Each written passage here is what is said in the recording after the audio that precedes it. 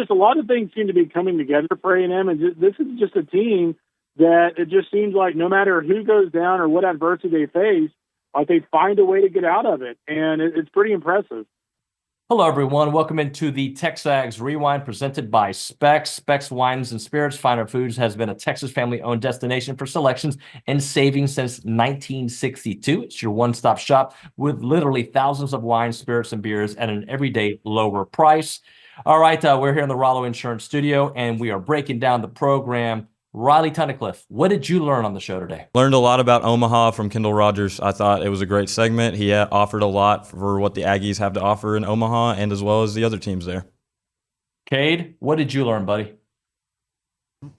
See, I learned that, well, I'm pretty excited. First of all, I'm pretty excited. I like the ACC-SEC showdown in Omaha, and I think that's great. And I learned that North Carolina, they're hot right now. They're dangerous. Kendall was saying they're the team to watch on that side of the bracket. So that's the team to watch out for.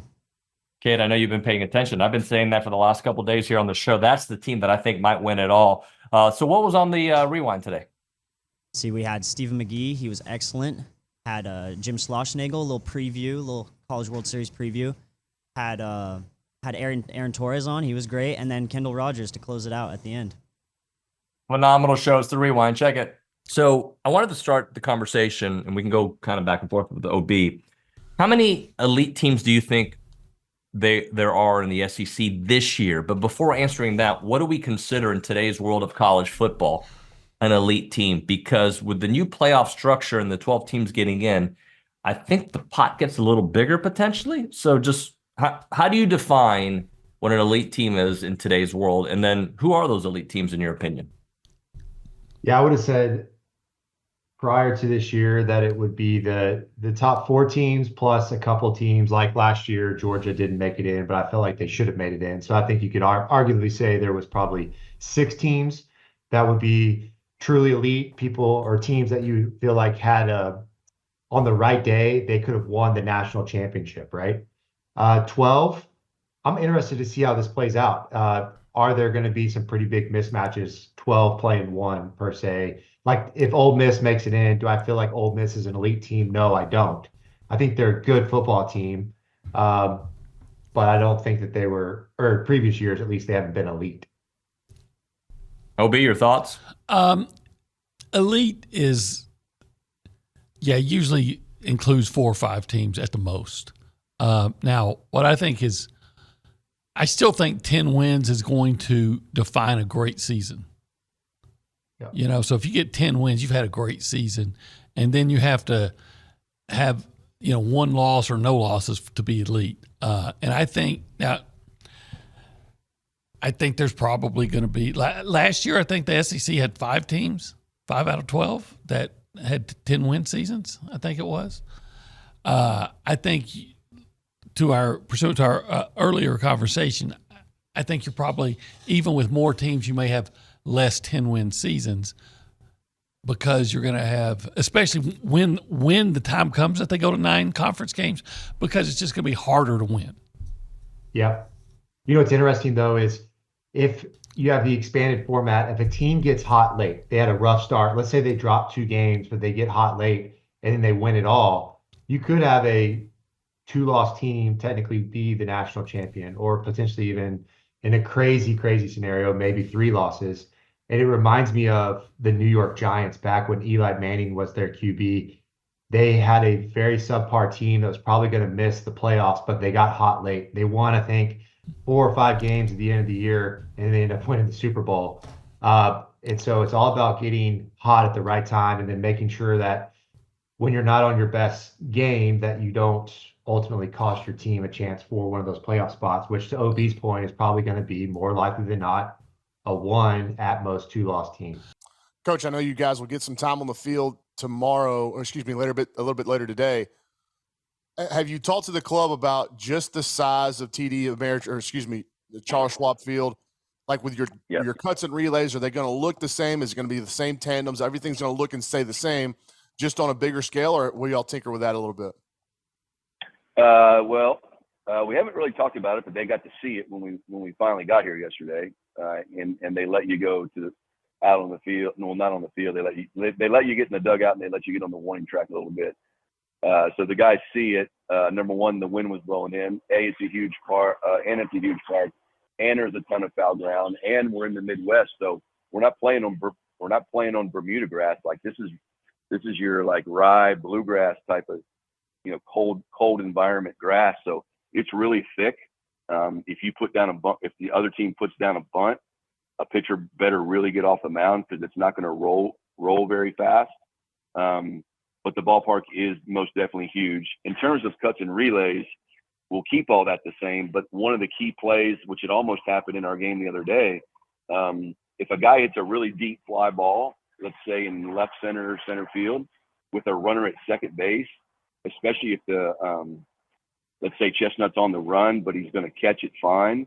That instead of that being and the guy's tagging up from second base, that's actually a double cut. Because if the guy can really run and maybe he throws the ball to the cutoff man and it trickles away, then that guy's going to be able to score from second base on a fly ball. So we will talk about that. We will practice that in the hour and 15 minutes that we get. But everything else is, in terms of how we do it, it'll be fine. It's just that particular situation. You have to be ready to go double cut a fly ball like you would a true double. And it's more of a quote from Jeff Levy. He says, he was quoted saying, "I don't know if I'll see a single team being undefeated in the league this year." Do you think that could be the case this year, that nobody from the SEC is undefeated?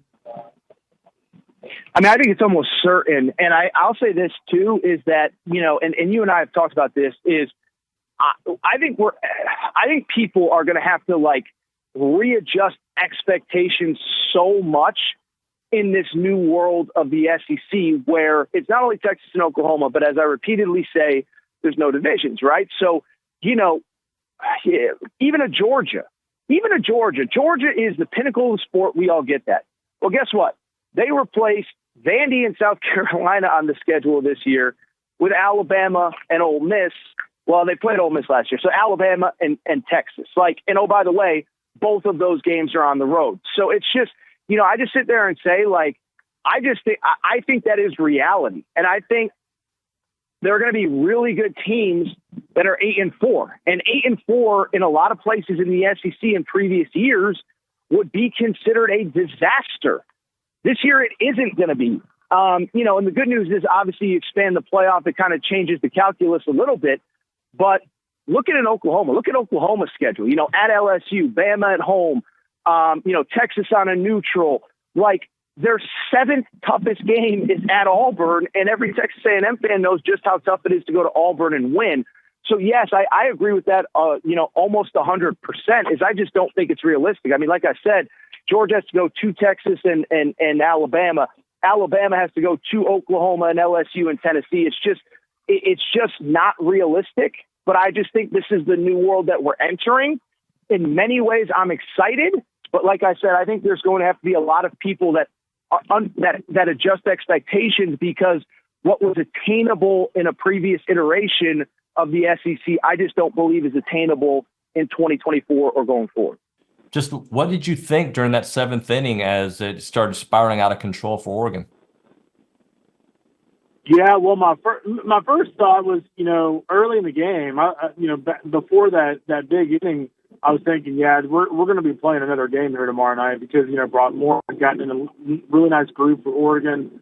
A&M was pressing a little bit, I thought, offensively. They were keeping up a little bit, but you thought the way Oregon was hitting the ball, that they would just continue kind of stacking up runs, being one of those teams that's just really hard to catch up with them.